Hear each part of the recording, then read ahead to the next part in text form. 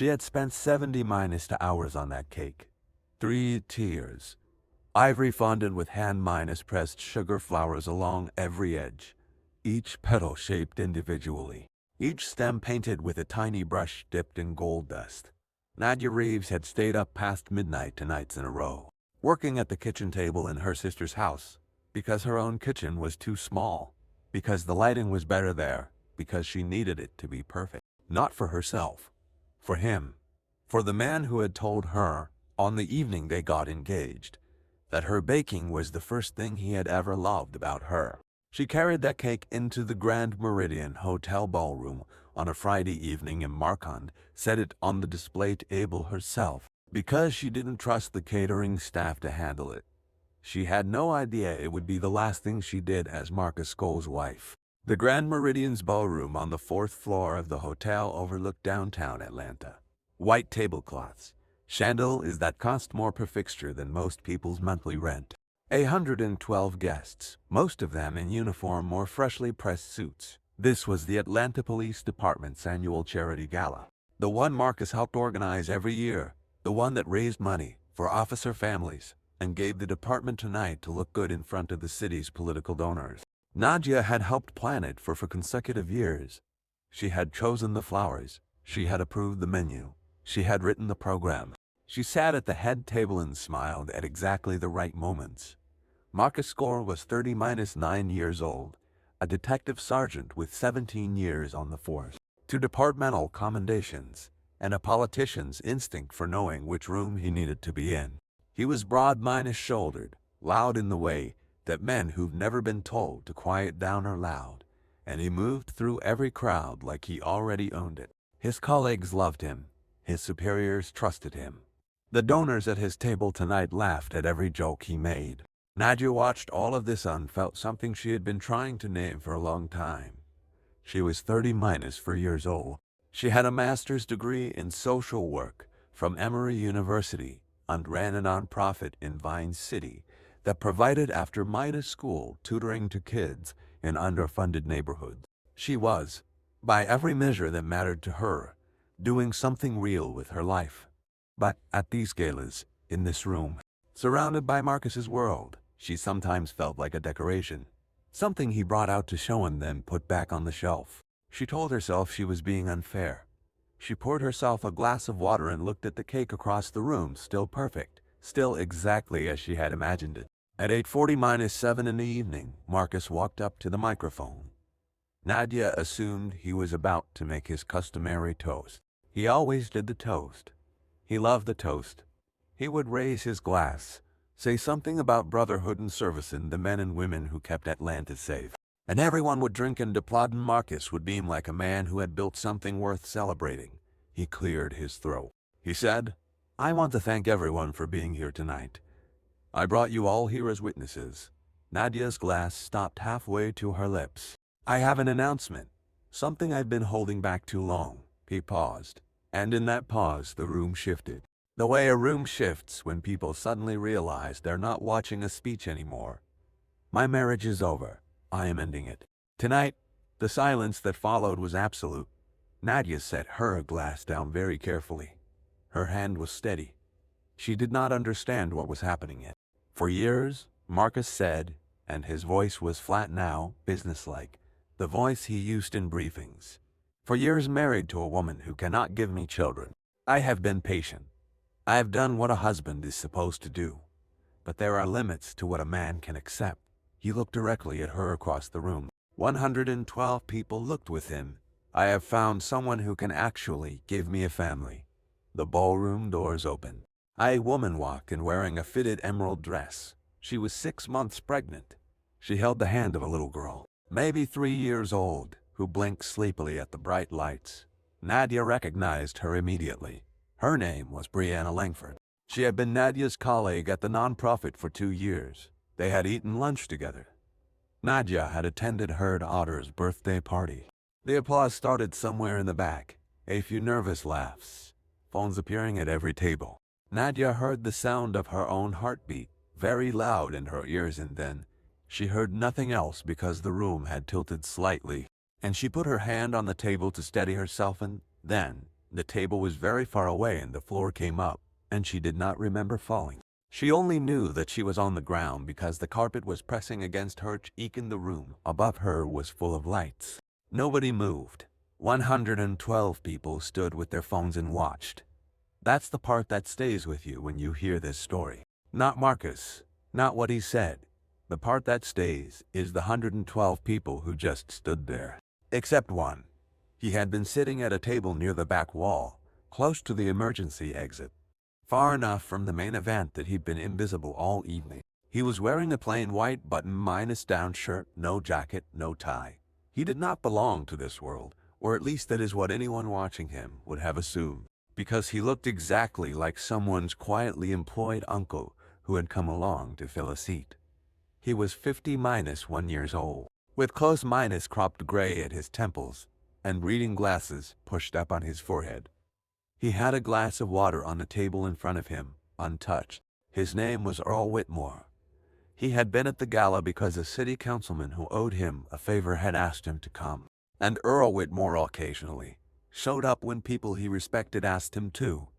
He had planned to leave after the appetizers. He saw Nadia fall. He stood up. He walked through the crowd without asking anyone to move. They moved anyway, because something about the way he walked made them. He knelt beside her, checked her pulse at her wrist, noted her breathing was shallow but present. He slid one arm beneath her shoulders and one beneath her knees and stood up with her the way a man stands up with something he intends to protect. Put her down. Marcus's voice came through the microphone. He was already crossing the room. Who the hell are you? Put her down right now. Earl turned his head just enough to meet Marcus's eyes.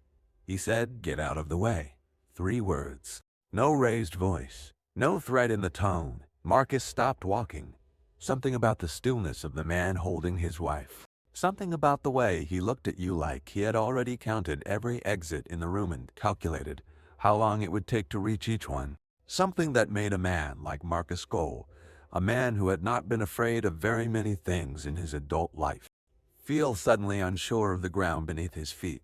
Earl carried Nadia out of the ballroom. The doors swung closed behind him. Behind him, 112 people stood very still with their phones in their hands, filming a woman who had just been publicly destroyed by the man she trusted most. And none of them had moved until a stranger in a white shirt did. Think about that for a second. Really think about it. Because that is the question this story keeps asking. Not what Marcus did, what the room did. In the lobby, Nadia started to stir. Earl set her down on a long upholstered bench near the window and kept his hand on her shoulder until he was sure she wasn't going to tip forward. Her eyes open. She stared at the ceiling for a moment. Then at him. "I know you," she said. "You don't," he said. "You were at one of the tables." She sat up slowly, one hand pressed to her temple. Her mascara had tracked down both cheeks. She didn't seem to care. "You carried me out. You fainted." "I know," she exhaled. The sound of a woman deciding, in real time, that she's not going to fall apart. "I know exactly what happened." She sat straight. She looked at the lobby. She looked at the glass doors. Through them faintly, she could see the ballroom, people still milling, a few faces turned toward the windows. "I need to go," she said. "Where?" She opened her mouth and closed it again. Her sister Renee lived 40 minutes from here, indicator. She had no car. Her phone was somewhere back in that ballroom and she was not going back for it. "I'll call you a car," Earl said. He already had his phone out. "Wherever you need to go, you don't have to do that." "I know." She looked at him properly for the first time. The white shirt, the reading glasses on his forehead. The absolute absence of urgency in everything he did. The kind of calm that isn't performance. The kind that comes from having been in rooms far more serious than this one. "Why are you helping me?" she asked. "Because you needed it." He said it the way you say to +2. Like the answer was just obviously for. Her mouth pressed tight. She blinked, and the tears that had been building finally spilled, 2 of them, and she let them go and didn't apologize for them. "My sister is in Decatur," she said. "I have the address. Tell me," she told him. He texted it to someone. 40 seconds later, a dark sedan pulled up to the hotel entrance. The driver was already out and holding the door. Nadia stood. She looked at the car. She looked back at the ballroom one more time. She turned to Earl. "What's your name?" "Earl Whitmore." "I won't forget this, Earl Whitmore. You don't tell me anything," he said. She got in the car. The door closed. Earl watched the taillights disappear around the corner of Peachtree Street, and then he stood there with his hands in his pockets for a while, looking at the Atlanta night and thinking about things he had not allowed himself to think about in some time. Then he went back inside and took the elevator to the 7th floor, not to the ballroom. He had a room here. He came to Atlanta twice a month. He was not sleeping well. He had not been sleeping well for several months. He stood at the window of room 714 and poured himself 2 fingers of bourbon and watched the city lights and thought about the doctor's appointment he had on Monday morning. The last set of results had not been encouraging. He had known for 11 months that he was sick. The diagnosis was acute myeloid leukemia, discovered during a routine physical that he had almost skipped because he felt fine into his time. He had started a clinical trial at Grady Memorial. He had responded modestly at first, well enough for the oncologist, Dr. Pamela Osei, to express cautious optimism. Then, in January, his numbers had turned. The disease was progressing faster than the treatment could contain it. Dr. Rev. Osei had told him, gently but directly, that they were likely looking at a window of 6 to 9 months. Earl had thanked her, driven himself home, sat in his car in the parking garage for 30-7 minutes, and then gone upstairs and made dinner. He did not tell many people. His attorney, Leon Carey, knew. His physician knew. The neighbor who checked his mail when he traveled knew only that he was dealing with a health thing. He was, by every external measure, a man who had his life exactly under control. His phone buzzed. A text from an unknown number. "This is Nadia. I made it to my sister. I am sorry for the way this evening went for you. And thank you. I have no other words right now."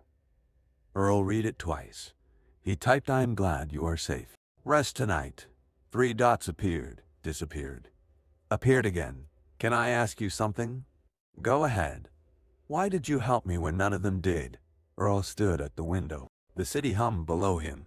He thought about telling her the real answer, the one he had been carrying quietly for almost a year. That when you know your time is limited, what you choose to do with the hours matters more than it ever did before. That he had helped her because she was a person in pain and he had the ability to do something and the choice to use it felt, in the moment, like the most important thing he could do. He wrote because it was the right thing. That is the whole reason. A long pause. "Then my sister wants to know if you are married." He laughed. Quietly, to himself. He had not laughed in a while. He wrote, "Tell her I appreciate the thought." She wrote, "She says you are missing out. She sounds like a good woman. The best person I know." He set his phone on the nightstand, turned off the lamp, and lay in the dark listening to the city. He did not sleep quickly. He rarely did anymore. But when he finally did, he did not dream about test results or white hospital ceilings. He dreamed about a woman who decided not to fall apart. The next morning it was everywhere. Earl found out from his friend Leon, who called at 7:40 to Earl. "Are you watching the news?" He was not watching the news. He was drinking coffee and going through his emails and trying to convince himself that the headache behind his left eye was just dehydration. "Turn it on," Leon said. He turned it on. His own face was on 3 separate channels. Grainy ballroom footage. The moment he crossed the floor and knelt beside Nadia. The moment he carried her out while 112 people pointed their phones at both of them. The headline on channel to read, "Mystery Man Rescues Woman from Husband's Public Humiliation at APD Gala." He turned it off. His phone lit up with 17 missed calls. He also had a text from Nadia, sent at 6:20-1. "I am so sorry. I did not mean for you to be part of this." He wrote back, "You have nothing to be sorry for. How are you?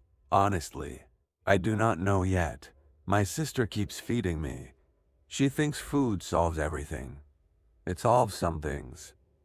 Have you seen the news?" "I saw enough. People are saying things about you. Some good, some strange. Someone on social media called you a ghost because no one knows who you are." "Good," he typed. 3 dots. Then, "Who are you?" "Earl Whitmore." He put his phone face minus down on the table. That was a question he had been answering in courtrooms for 20-3 years. Earl Whitmore had spent his career as a senior special agent with the Federal Bureau of Investigation, Civil Rights Division, based out of the Atlanta field office. He had worked cases in 14 states. He had testified before the Senate Judiciary Committee on 3 separate occasions. He had supervised the investigation that resulted in federal charges against a county sheriff's department in rural Georgia in 2019. A case that led to the conviction of 7 officers and a departmental overhaul that was still being cited as a national model.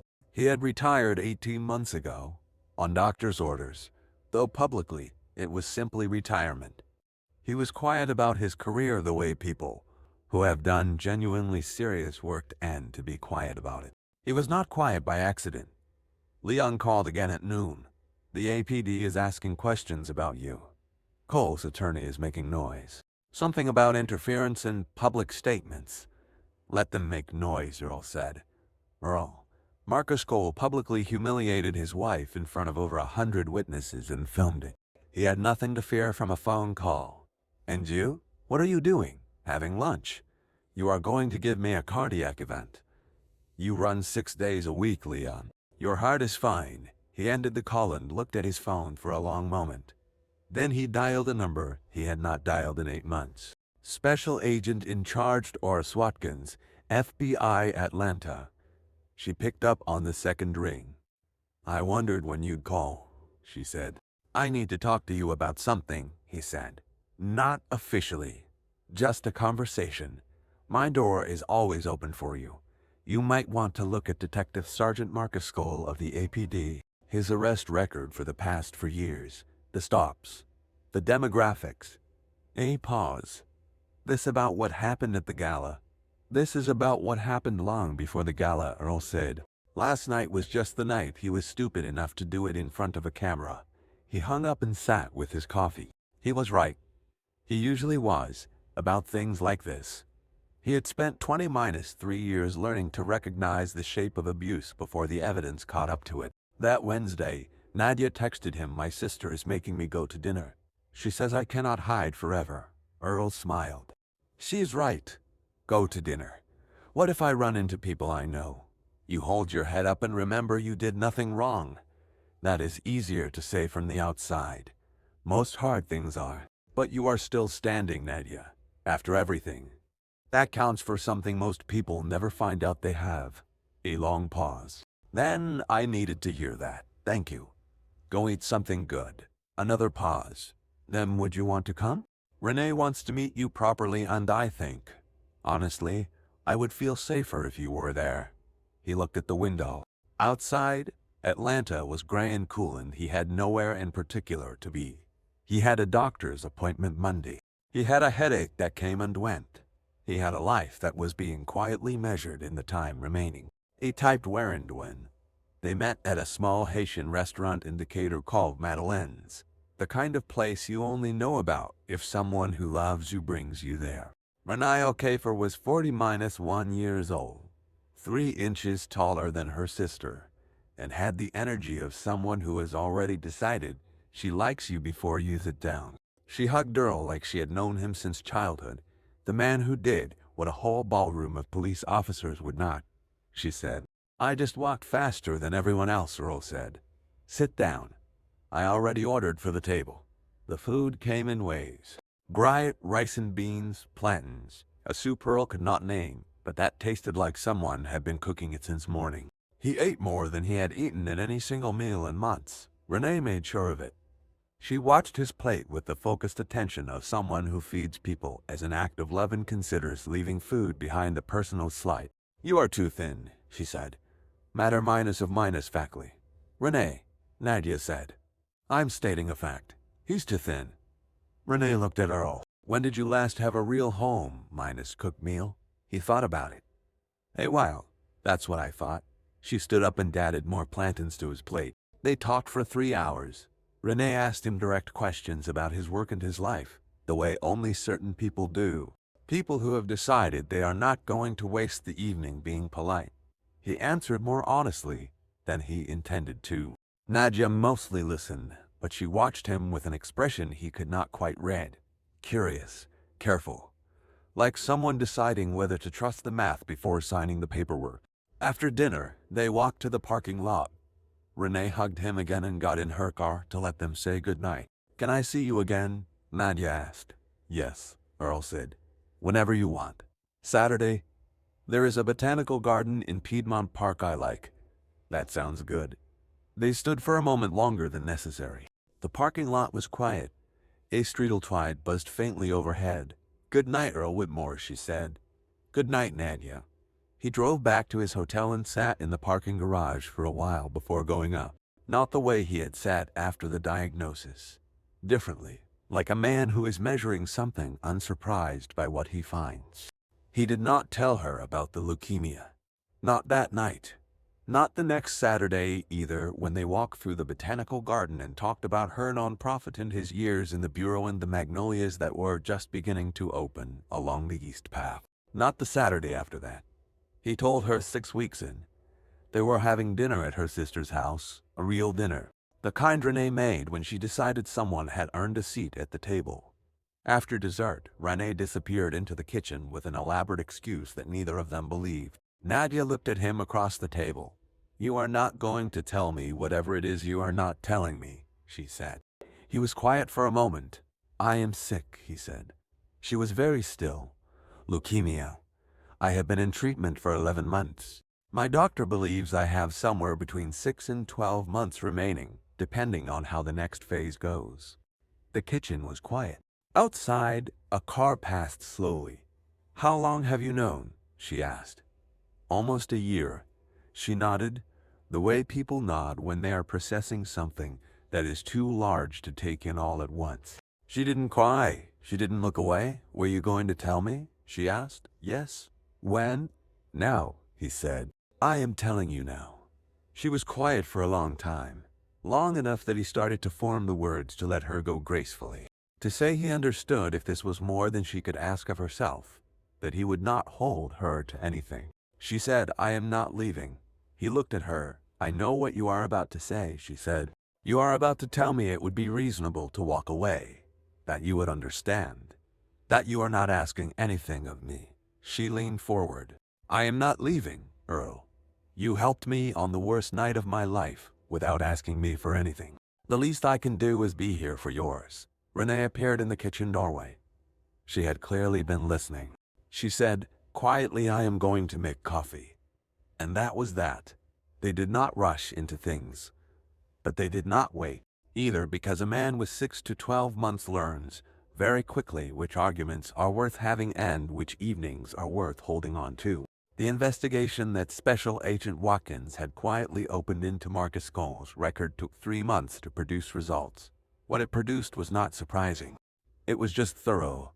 Over 4 years, Detective Sergeant Marcus Cole had made 60-1 formal arrests involving black male civilians in Fulton County. Of those 60-1, 40-7, that is 70-7%, were based on traffic stops initiated by Cole personally. 11 of those arrests had resulted in charges that were later dropped for lack of evidence. In 6 cases, evidence submitted by Cole was flagged during independent review as inconsistent with witness accounts. 3 formal complaints had been filed against Cole over a 5-year period, each one dismissed at the supervisory level by his direct commander. Captain Roger Stiles, who attended the same church as Colin, had coached his son's baseball team for 4 years. It was the kind of record that looks fine on paper until someone lays all 60-1 cases side by side in a spreadsheet and maps the geography and the demographics and the time of day and the rate of evidentiary problems. Then it looks like something else entirely. Special Agent Watkins brought the file to Earl on a Thursday morning in the FBI's Atlanta field office. She set it on the table and said, "You were right." He paged through it slowly. The spreadsheet, the flag analysis, photographs from 3 of the 6 contested arrests, complaint records with Stiles' signature at the bottom. "This is a pattern," he said. 30-7 pages of one, she said. "Have you gone to the Department of Justice?" "We will by Monday." He closed the folder. Outside the window, Atlanta moved below them. Its usual morning urgency, people going to work, going to school, driving to the grocery store, doing all the ordinary things that an ordinary day demands. Some of those people had been stopped by Marcus School on roads, just like the ones they were driving now. "Make sure the complaint records are in the federal package," Earl said. "All three of them, with Stiles' signatures." "Already in," he nodded. He picked up his coffee. His hand was steadier than he expected. He had been having a better month. Not good, exactly. Better. The clinical trial had not reversed anything, but it had slowed the progression in a way that gave Osei enough encouragement to use the word hopeful without qualifier for the first time since January. He had not told Nadia about the better month. He was saving it. The federal inquiry into Marcus Cullen, the Fulton County patterns, was officially opened by the Department of Justice Civil Rights Division on a Tuesday in October. Cole was informed by certified letter that he was the subject of a federal investigation, that he was placed on administrative leave pending its outcome, and that his supervisor, Captain Roger Stiles, was similarly under review for his role in dismissing the 3 formal complaints. Cole held a press conference the following Thursday. He stood at a podium outside the precinct in his full-dress uniform and said the investigation was politically motivated, that he had served the city of Atlanta with integrity for 17 years, that unnamed outside interests were attempting to destroy a man who had dedicated his life to keeping the public safe, and that he would be fully exonerated. He did not name Earl Whitmore. His attorney had told him not to. His attorney had already made the necessary inquiries. He had learned who Earl Whitmore was. He had learned what Earl Whitmore had done for 20-3 years and what a federal jury in 2019 had decided because of it. He had delivered this information to Marcus Cole in a private meeting and watched the man go very quiet for a very long time. Cole did not sleep well that week. The federal investigation took 7 months. In the end, Marcus Cole was charged on for counts deprivation of rights under color of law, in violation of Title 18, United States Code, Section 240- to 2 counts of submitting materially false documentation in a federal proceeding, and conspiracy with a supervisor to suppress civil rights complaints. Captain Roger Stiles was charged separately on 2 counts related to the complaint dismissal. The trial lasted 8 days. The prosecution called 11 witnesses from among Cole's 60-1 arrests. They were all black men. They were a high school athletic director, a licensed electrician, a hospital administrator, a college professor, a plumber who had been in business for 20-2 years. They testified about what had happened to them on the roads of Fulton County and what had happened afterward when they tried to report it. None of them had ever met each other before the trial. Their stories were nearly identical. Nadia sat behind the prosecution table on every day of the trial. On the 4th day, Earl Whitmore was called to testify. He wore a dark suit and walked to the stand the way he had walked across a ballroom 7 months earlier without hurry, without performance. He answered every question in a level voice. He described what he had observed about Cole's pattern. He explained what the statistical analysis meant and why it mattered. He spoke for 2 hours and 17 minutes and never raised his voice. Marcus Cole sat across the room and could not look at him. At the defense table, Cole had spent the first 3 days maintaining the posture he had always maintained, the posture of a man who has done nothing wrong and is insulted by the suggestion. Jaw set, eyes forward, the armor of a person who has been told his whole professional life that he is one of the good ones. By day 4, the armor had started to crack. He had heard 11 men describe what he had done to them. He had watched their families in the gallery. He had watched the jury. On day 6, Cole's attorney called him to the stand. Cole testified that he had acted in accordance with his training and his judgment, that his record showed extraordinary dedication to public safety, that the accusations against him were the result of a coordinated effort to target officers who did their jobs without apology. The prosecutor asked him, very quietly, whether he believed that all 60-1 of those black men in all those cars on all those roads over 4 years had genuinely given him cause for concern. Cole said yes. He said yes, even though he had heard 11 of them testify. Even though he knew the jury had the spreadsheet. Even though he was a man who could do the math as well as anyone. He said yes because men like Marcus Cole have to say yes. Because the alternative is to look at everything they have done and have to keep looking. The jury deliberated for 9 hours and 40-3 minutes. They came back with guilty on all 4 counts. The judge sentenced Cole to 40-1 months in federal prison, forfeiture of his pension, permanent revocation of his law enforcement certification, and 5 years of supervised release. Stiles received 20-2 months and a permanent bar from any supervisory role in law enforcement. On the day of sentencing, as the marshals came to take him, Cole finally looked at Earl Whitmore. It was the first time he had looked at him directly since the night of the gala. Earl looked back, quiet, still, the way he always was. Cole said nothing. But something shifted in his face. Something that had been braced and locked for the duration of the trial finally came loose. Not quite an apology. Something that had to travel a long distance to get there, but was beginning to move. Earl did not respond. He didn't need to. He turned and walked out of the courthouse into a warm Atlanta afternoon and stood on the steps for a moment, looking at the city. Nadia was waiting at the bottom. She was wearing a blue dress. Her hair was back. She looked like someone who had come a long distance from the woman who had fainted on a ballroom floor 7 months ago, which was true. He walked down the steps and stood beside her. "It's done," he said. She put her hand through his arm. "Come on," she said. "Renee made dinner." He laughed. "She always makes dinner," he said. "For you, especially," Nadia said. "She says you are still too thin." They walked to the parking lot in the late afternoon sun, and he thought about the appointment he had with Dry. Say next Tuesday, and about the most recent scan, which had shown what Dr.